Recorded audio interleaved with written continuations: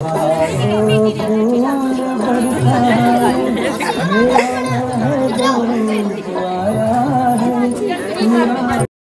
Everyone, जय माता दी। Welcome to Avli vlogs. तो आज आप लोग सोच रहे होंगे यहाँ चल क्या रहा है। फॉर यू काइंड इन्फॉर्मेशन आपको बता दूं, यहाँ चल रही है रामलीला और आज है माता सीता और भगवान राम की शादी। और इस शादी में गांव के मोहल्ले के सभी बच्चों ने, यहाँ की सभी औरतों ने और यहाँ के सभी बुजुर्ग ने बहुत जमकर हिस्सा लिया। और आप लोग देख ही सकते हैं कि हमारे चाचा जी कितनी खुशी से झूम रहे थे। और आप लोग ये भी देख सकते हो कितने लोग इन छोटे छोटे बच्चों की रामलीला देखने के लिए कितनी दूर दूर से सभी आए थे। भगवान राम और माता सीता की मैरिज के बाद उन्हें हुआ था वनवास। तो ये है वनवास का लुक सीता का, ये है राम, लक्ष्मण और सीता। और इन छोटे छोटे बच्चों ने सभी के लिए जो भी रामलीला का प्रोग्राम देखना था उन सभी के लिए चाय का अरेंज भी किया हुआ था।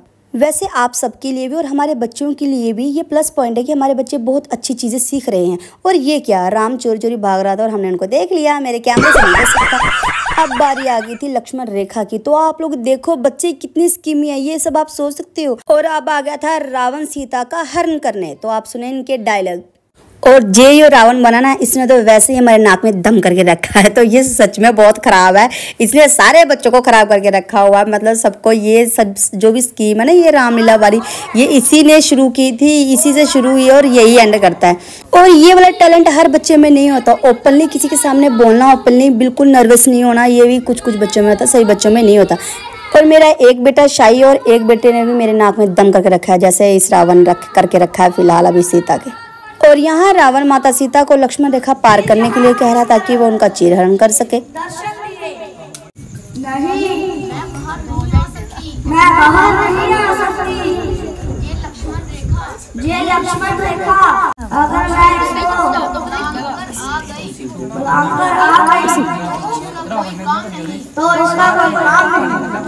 अगर तुम नहीं आई मैं तुम्हें भिक्षा ना देने पर श्राप दे दूंगा। और दुष्ट रावण ने माता सीता की थाली दूर फेंक दी और हमारी माता सीता मुस्कुरा रही है। पर असल में माता सीता बहुत घबरा गई थी जब दुष्ट रावण साधु का वेश लेकर उनका चीरहरण करने के लिए आया था। और यहाँ पर रावण ने सीता को उठा लिया और वो लेके उनको भाग गया। वैसे हमारे छोटे छोटे बच्चे इतना सुंदर एक्ट कर रहे हैं, वैसे उन्हें अप्रिशिएट करना तो बनता ही है। पूरे 10 दिन की रामलीला का एक्ट करने के बाद उन्होंने आज पूरे गांव में निकाली थी झांकी। तो अगर आपके भी गांव में छोटे छोटे बच्चे ये चीज़ें करते हैं तो ये बहुत अच्छी चीज़ें हैं। एटलीस्ट हमारे बच्चे कुछ गलत चीज़ें तो नहीं कर रहे, कुछ बच्चे हमारे सीख रहे हैं, रामायण पढ़ रहे हैं। क्या आप लोग सोचो ना, क्या आप इस एज में थे तो आप लोग क्या करते थे, क्या आपने ये चीज़ें सोची थी? लेकिन हमारे बच्चों को ये सब चीज़ें पता है, रामायण के बारे में पता है, राम सीता के बारे में पता है, रावण क्या करता था वो सब पता है। तो जब आप लोग इस एज में थे तो आप लोग मुझे ज़रूर बताना कि आप लोगों को ये चीज़ें पता थी कि ये चीज़ें होती हैं, ये चीज़ें करनी चाहिए। मुझे तो नहीं पता थी अगर मैं अपनी बात करूं, बट मैं बहुत खुश थी। इन्होंने रावण का पुतला भी लाया था। हमारे बच्चों ने 10 दिन तक इतनी मेहनत की थी तो हमने सोचा क्यों ना उन्हें प्रसाद खिलाना तो बनता ही है। तो मैंने किया 2-4 जनानियों को इकट्ठा और मैंने उनको कहा कि चलो आज बनाते हैं पूरी और हलवा।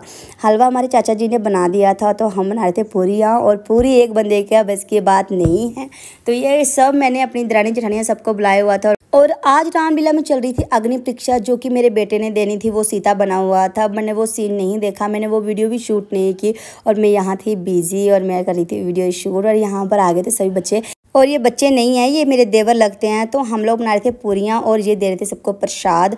तो हम सब ने मिलकर ये बच्चों के लिए किया। और ये है मेरा बेटा छोटा और ये है हमारी गुड़िया सुंदर सी। बेटियां हमेशा गुड़िया ही होती हैं, जितनी मर्जी भी बड़ी हो जाएं। ये है मेरी दरानी और ये है मेरी, ये इसको नहीं जानती मैं तो। No no no no. मिलते हैं नेक्स्ट ब्लॉग में। बाय बाय, टेक केयर, जय माता दी।